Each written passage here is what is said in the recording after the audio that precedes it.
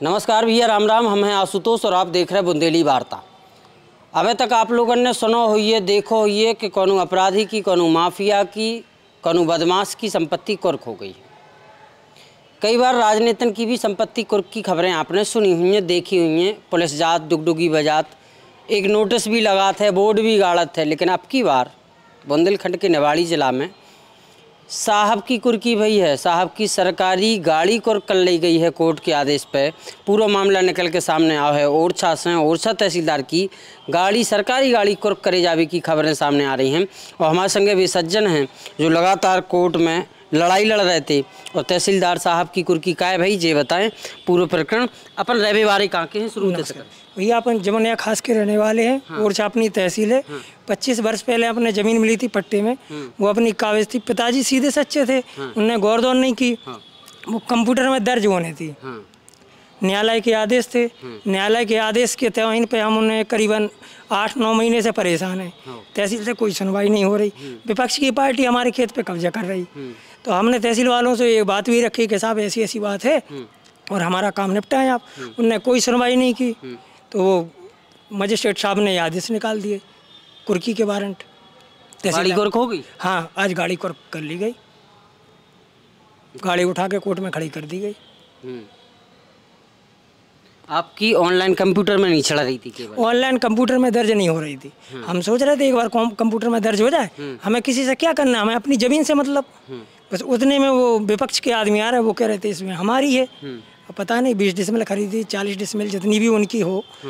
तो वो उसका कोई समझ में नहीं आ रहा है। अगर नाप हो जाता उसका क्लियर हो जाए, हमारा चढ़ जाता, नाप हो जाता, हमें किसी से क्या मतलब। वही में अधिकारी आपको टाल रहे थे? उसी में अधिकारी हमें टाल रहे थे, यानी कि विपक्ष से कुछ हिसाब किताब था उनका। इस चक्कर में टाल रहे थे।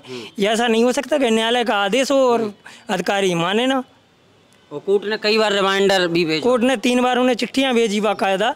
लेकिन उनने ना तो चिट्ठी का कोई जवाब दिया, ना हमारा कोई जवाब दिया। चिट्ठी के बावजूद भी हम उनके पास जाते रहे कि साहब अभी अगर कुछ चाहें तो इसका हिसाब किताब देख लें, जो करना है उसको निपटा दें। लेकिन उन्होंने उसके बावजूद भी कोई कार्रवाई नहीं की। उदासीन बने रहे। उदासीन बने रहे। तो जो पूरा मामला है, ये पूरे मामले में अब जो तहसीलदार ओरछा हैं उनकी सरकारी गाड़ी, सरकारी कार कुर्क कर ली गई है। और बताई जा रही है कि तो अभी शुरुआत है और कछु भी कोर्ट के आदेश आ सकत है। चूँकि कोर्ट से जुड़ा हुआ मामला है तो ज़्यादा कछु भी मैं कह नहीं सकत। लेकिन हमारे हाथ में एक पत्र है 25/7/2025 को, और इसमें साफ साफ लिखो है कि कई बार कोर्ट की तरफ से रिमाइंडर भेजो जा रहा हो तो लेकिन उनको जवाब नहीं दिया जा रहा हो। तो इसके बाद कोर्ट ने ये पूरे मामले में या कार्रवाई करी गई, इके लाने आदेशित करोगा। और अब इमें आदेश को अनुपालन भी भाव है। और इमें सबसे नीचे अगर एक बात देखें तो इमें साफ लिखो है कि कुर्की वारंट की समुचित तामीली हेतु नायब नाजिर ओरछा को अधिकृत किया जाता है। इस संबंध में थाना प्रभारी ओरछा को कुर्की की कार्यवाही के दौरान मौके पर पर्याप्त बल उपलब्ध कराने के संबंध में पृथक पत्र जारी किया जाए।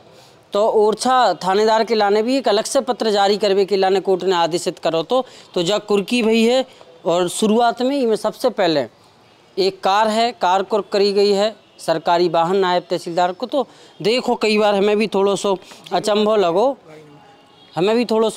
कि अभी तक माफियन की, गुंडन की, बदमाशन की कुर्की देखी। लेकिन अब की बार बुंदेलखंड में निवाड़ी जिला के ओरछा में तहसीलदार की गाड़ी कुर्क भाई। ये हमारे पास आए थे, हमने इनसे समझने को प्रयास करो लेकिन ज़्यादा कछु समझ में नहीं आओ। तो हमने सोची नहीं से पूछ ले का इनको पूरा प्रकरण। तो धन्यवाद।